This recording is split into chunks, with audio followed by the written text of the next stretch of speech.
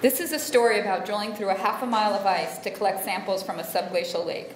Our team was called the Whillans Ice Stream Sub-glacial Access Research Drilling Project, or WIZARD. For me, this was my first time in Antarctica's deep interior, or what we call flat white. And when you return through New Zealand, you can also enjoy a tasty coffee beverage of the same name. We now know that almost 400 subglacial lakes exist in Antarctica through remote sensing and radar work. This really changes the way we look at our frozen continent. If there's all this water under the ice, what are the consequences for ice sheet stability? In fact, if the West Antarctic ice sheet were to collapse, it would contribute 10 to 16 feet to global sea level rise. But I'm curious about what we can learn about life from this beautiful yet harsh place. If we find life in this deep, dark, ice-covered lake, does that mean that we're more likely to find life in our cold, dark universe, beneath the ice caps of other worlds like Europa or Enceladus? Or maybe it's just human nature, and because this lake is there, we must explore it at all costs. We in Dollar Gear are part of the strategic airlift of Operation Deep Freeze. Our ship is a C-17 out of McCord Air Force Base that can carry almost 300,000 pounds, and we land on an ice runway near McMurdo Station. It's rare that you actually fly with your gear, but here we see the palleted grating that in a few months we'll be standing on, freezing and deploying instruments through the ice.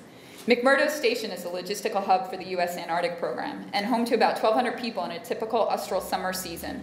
We work in modern laboratories and yet live with history.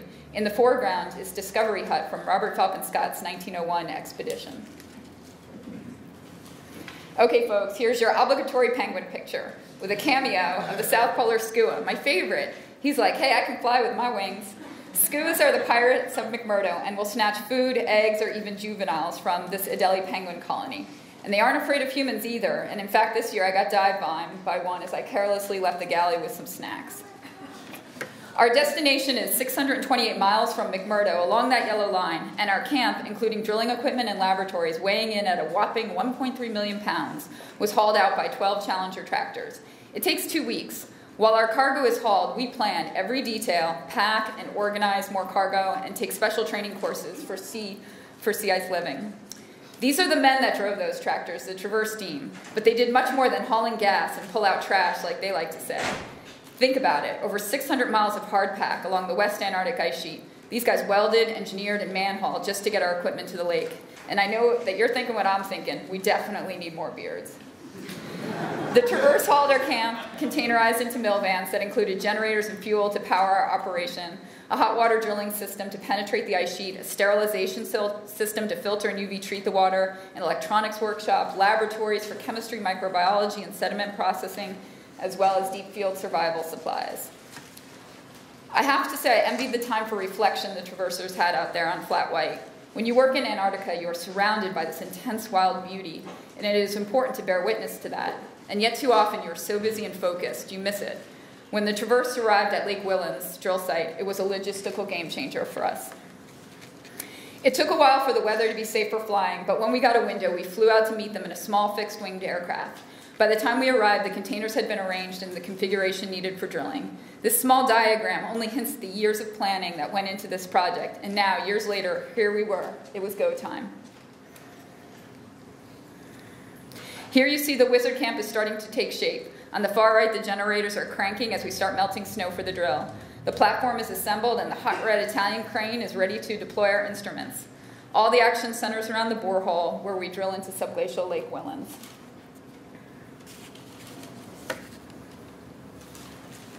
This is Tent City where we sleep, when we had a chance. Really, you only get a couple of hours here and there.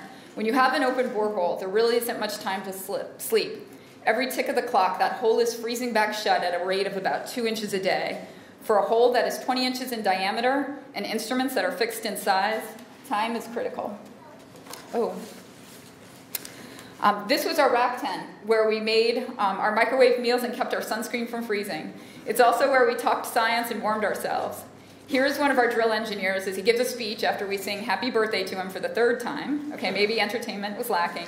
But we knew that Lake Ellsworth had failed to reach its subglacial lake and that the microscope was on us. So we were focused and determined. We were here to drill.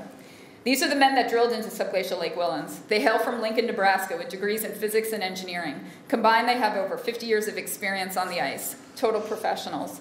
Despite intense technical challenges and moving at about a meter a minute, they accomplished an enormous feat of engineering. They cleanly drilled into an Antarctic subglacial lake on the 27th of January this year.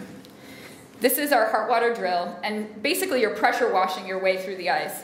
The drill hose is draped over the crescent here, and it blasts out water that is 90 degrees Celsius and under 600 psi pressure. To maintain a clean environment, everything is dosed with over 400,000 watts of UV. Here is a still from the mesmerizing journey down the borehole. You can see the scallop size carved out by our hot water drill. As you can imagine, having eyes a half a mile through the ice was a scientific game changer, as well as an amazing visual journey. These are the principal investigators for the microbiology team. Here we are collecting water samples from the lake. It takes several hours to deploy the sampler, collect a sample, and return it to the surface.